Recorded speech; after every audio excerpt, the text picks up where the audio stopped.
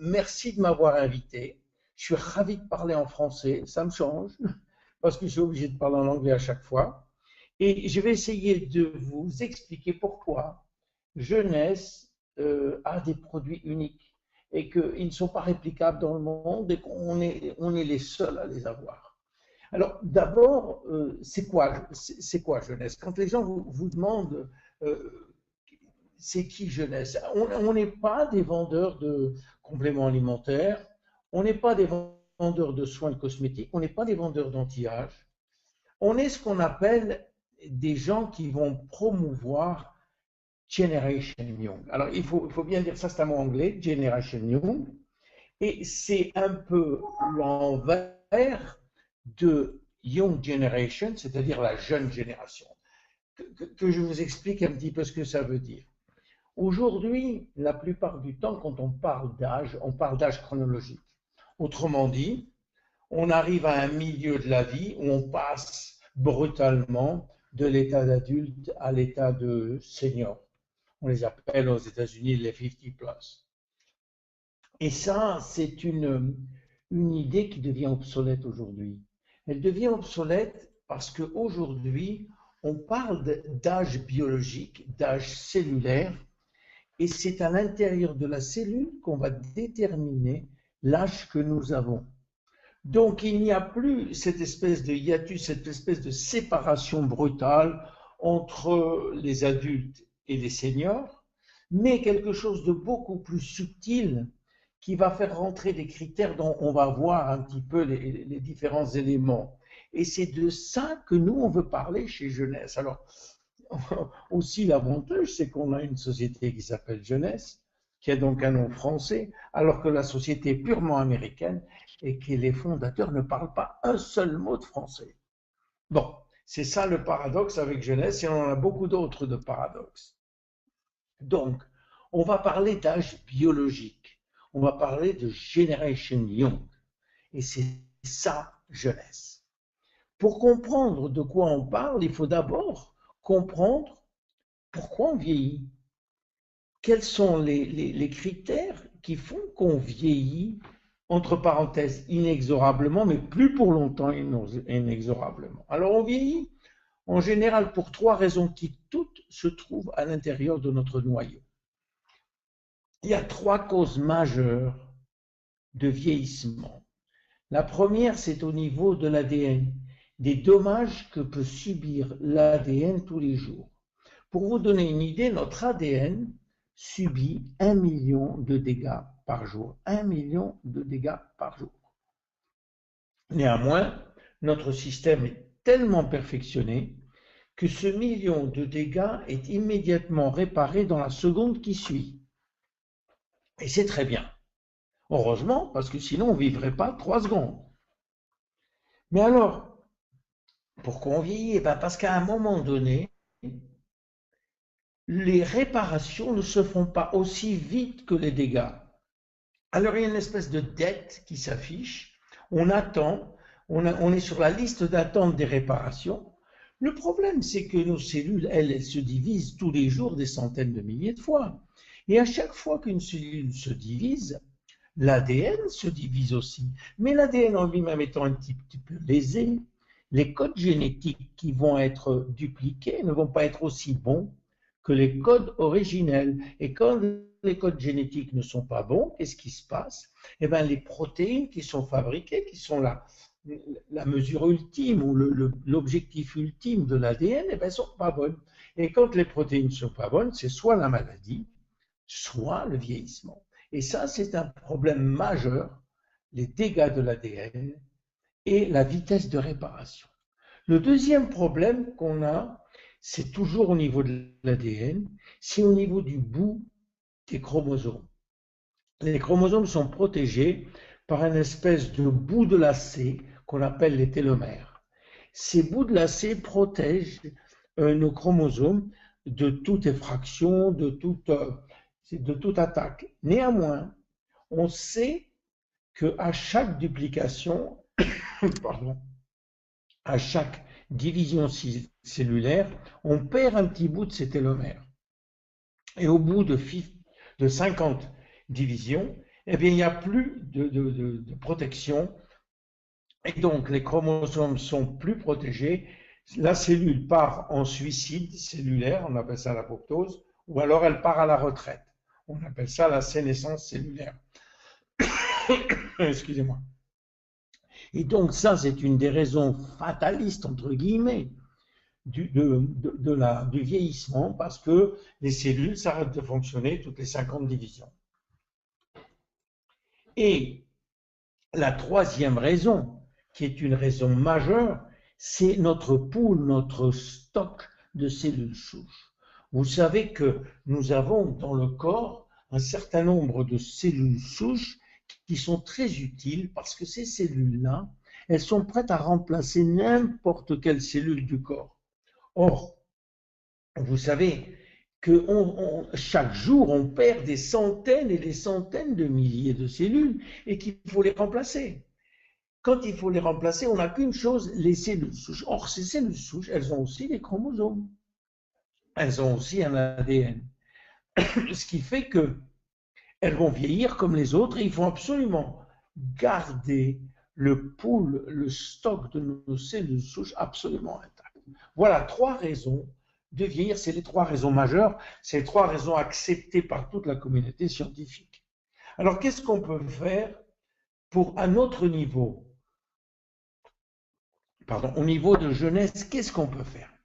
Ben, nous avons créé trois solutions pour vous aider. Évidemment, ce ne sont pas des solutions purement médicales, ce n'est pas des procédures médicales, parce que si c'était des procédures médicales qui seraient efficaces à 100%, jeunesse aurait eu 3 prix Nobel.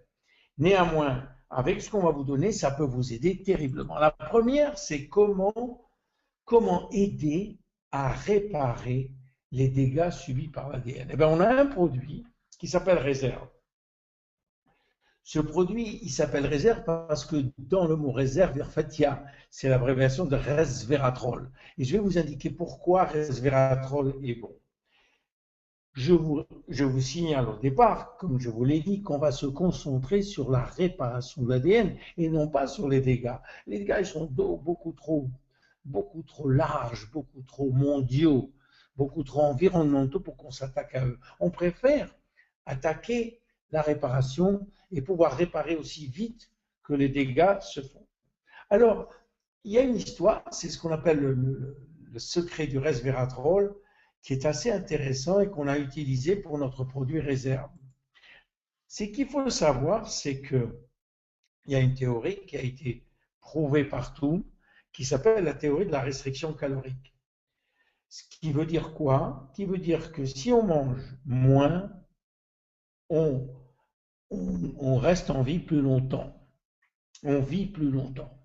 Autrement dit, si on mange 40% de calories en moins tous les jours, évidemment en gardant les proportions d'acides aminés, d'acides gras essentiels et de protéines qu'il faut, eh bien, on va vivre 30% de plus. Et ça, c'est une théorie qui a été prouvée sur des millions de souris. Mais aussi, elle est applicable à l'être humain. Parce qu'en fait, on trouve ce type de population dans beaucoup d'îles dans le monde, notamment au Japon, à Okinawa, en Italie, en Sardaigne, dans des îles grecques, en Californie. On trouve des centenaires et comme par hasard, quand on interroge ces centenaires, on s'aperçoit qu'ils mangent 40 à 45% de moins que la population normale. Entre autres, parce qu'ils prennent des oméga 3, ils prennent aussi beaucoup d'autres choses. Donc, il est certain que la restriction calorique entraîne une augmentation de la longévité. Le problème, c'est pourquoi. Pourquoi la restriction calorique augmente cette longévité? Eh bien, il faut savoir que notre système de vie, la nature, a donné la priorité à la survie de l'espèce. Ça veut dire quoi, ça? Ça veut dire que tant qu'on va bien, on a des gènes qui dorment et qui ne se réveillent pas, ce qu'on appelle des gènes de survie, des gènes qui sont dans notre cerveau reptilien. Et puis un jour, si par hasard on est en danger, ces gènes vont se réveiller. Et le fait de manger 40% de moins de calories est considéré par notre organisme comme un danger. Alors dès qu'on mange 40 à 45% de moins en calories, on a certains gènes qui se réveillent. Et David Sinclair de Harvard a trouvé les gènes qui se réveillaient. Ça s'appelle les sirtuines 1 et les sirtuines 3. Et la restriction calorique active ces gènes. Alors, qu'est-ce qui se passe? Dès que les gènes sont activés, ils vont booster toutes nos fonctions importantes, le cœur, la circulation, les reins, les poumons et surtout le système immunitaire. Donc, ces gènes, en se réveillant, brutalement, elles dormaient, hein, ces gènes étaient endormis, donc ils ne travaillaient pas. On les a dans toutes nos cellules, mais elles dorment. Et tout d'un coup, elles se réveillent et elles font ça. Alors, est-ce que la restriction calorique, c'est pratique? Non, c'est pas très pratique. Parce que la plupart des gens vont refuser de faire ce genre d'exercice tous les jours. Alors, des scientifiques se sont dit, est-ce que c'est possible de trouver quelque chose qui puisse avoir l'air d'être une restriction calorique, mais qui en fait l'est pas. On appelle ça faire une mimique de la restriction calorique. Et on a trouvé que les polyphénols du vin rouge, et notamment un des ingrédients, un des polyphénols, le resveratrol, eh bien, il avait comme propriété d'activer les sirtuines 1 et 3. Et ça a été une découverte majeure qui a entraîné des milliers et des milliers de publications sur le resveratrol et sur ses qualités de booster et de régénération. Et c'est ce qu'on a fait, on a utilisé le resveratrol dans nos produits, pas seulement que le resveratrol, et on a eu des résultats magnifiques avec ce produit qui s'appelle Réserve. Parce que ce produit-là, il se conduit comme un antioxydant, et un antioxydant, vous savez, l'oxydation est l'attaque principale de l'ADN. Donc, on va réparer l'ADN le plus vite possible. Mais non seulement ça, on va avoir des effets satellites magnifiques en améliorant notre mémoire, en réduisant nos cellules graisseuses, en boostant l'énergie et l'endurance dans les muscles, dans les cellules musculaires, en améliorant notre force musculaire, en diminuant de façon magnifique et spectaculaire la fatigue, en améliorant la coordination de nos muscles, et évidemment en améliorant notre longévité. Donc Réserve est un premier produit qui correspond à la première étape des dégâts qui sont liés au vieillissement, c'est-à-dire les dégâts de l'ADN. Réserve, resveratrol, rappelez-vous des points clés. Le deuxième point, c'était si vous voulez, le raccourcissement des télomères. Et là, on a un produit unique, on est les seuls à l'avoir, en tout cas dans le marché de la vente directe, parce que ce produit-là a un ingrédient très spécial qu'on appelle le TA65, le produit Finity, a ce qu'on appelle un activateur de la télomérase. Je vous avais dit tout à l'heure que les télomères raccourcissaient de façon inéluctable et que toutes les 50 divisions, il n'y avait plus de cellules. C'est vrai pour toutes les cellules de notre corps, sauf pour certaines cellules, là je vous explique, sauf pour certaines cellules qui sont qu'on appelle les cellules germinales, grosso modo les spermatozoïdes et les ovaires. Le professeur Blackburn s'est aperçu que dans ces cellules germinales, eh bien les télomères étaient toujours à leur maximum. Et c'est compréhensible, parce que supposons qu'un homme de 70 ans épouse une femme de 48 ans et fasse un bébé, s'ils ont chacun des télomères très courts dans leur spermatozoïde, le petit bébé qui va arriver, il va avoir 70 ans avant même d'être mis au monde, parce qu'il va avoir des télomères tellement courts au départ qu'il s'en sortira jamais. Donc la nature fait bien les choses. Dans les cellules germinales, les télomères ne sont jamais raccourcis. Et elle s'est demandé pourquoi. Et elle a trouvé pourquoi.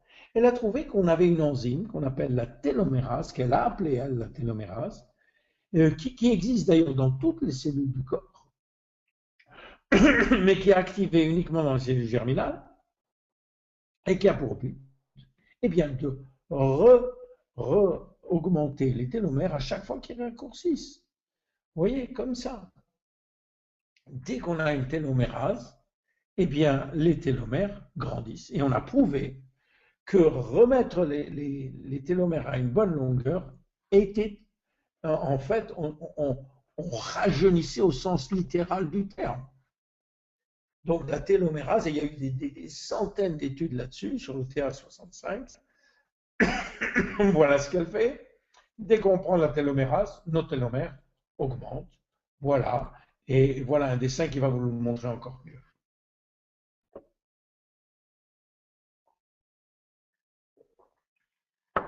Donc, on s'est aperçu qu'en prenant ce produit, on augmentait nos télomères. Néanmoins, ça va prendre quelques mois avant qu'on voit les résultats sur la longévité, mais très très très vite, on peut voir des résultats sur l'énergie, sur... Attendez, je crois que... Vous m'avez toujours?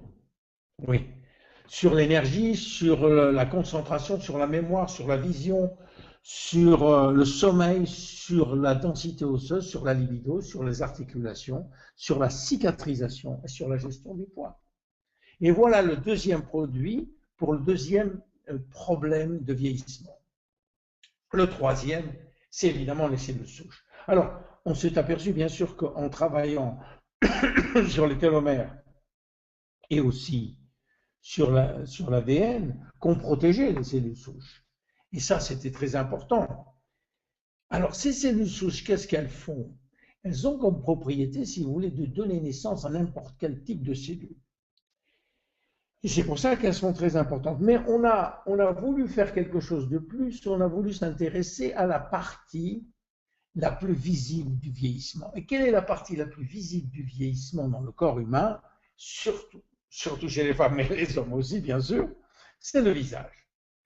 Et on a rencontré quelqu'un qui a pu nous aider à faire quelque chose pour le vieillissement du visage. C'est le docteur Nathan Newman, qui est à Beverly Hills en Californie, à Los Angeles, et qui est devenu un spécialiste mondial, un pionnier de la technologie des cellules souches. Qu'est-ce qu'il fait, ce monsieur? Eh bien, c'est un chirurgien plastique qui fait beaucoup de lipoaspiration, qui extrait les cellules graisseuses et qui réinjecte une partie il enlève la graisse, il y a beaucoup de cellules souches dans les cellules graisseuses et qui la réinjecte sur le visage des patients. Alors là, c'est une procédure médicale, bien sûr, mais il a créé pour nous une procédure qu'on met sur la peau. Je vais vous expliquer comment.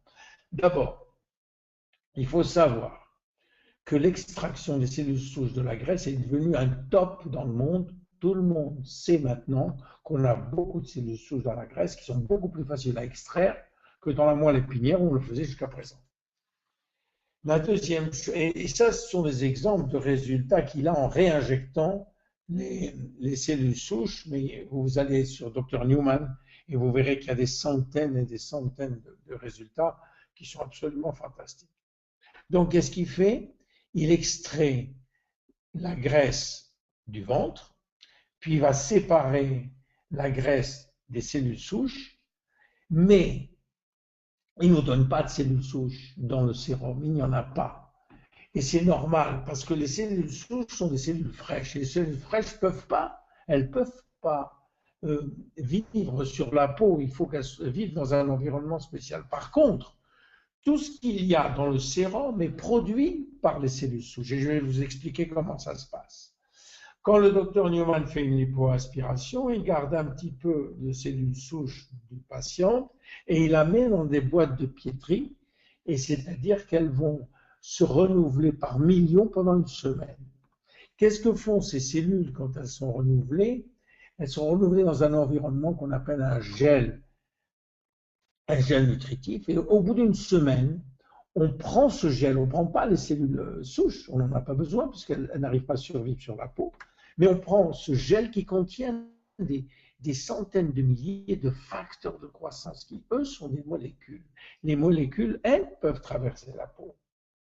Et on va parler de ces fameux facteurs de croissance. Ces facteurs de croissance, ce sont des hormones locales, des molécules locales qui sont fabriquées sur ordre des cellules souches. Quand vous prenez deux cellules souches et que vous les mettez ensemble, elles vont donner l'ordre aux cellules, aux autres cellules et à leurs, de fabriquer des facteurs de croissance. Alors, qu'est-ce que c'est que ces fameux facteurs de croissance?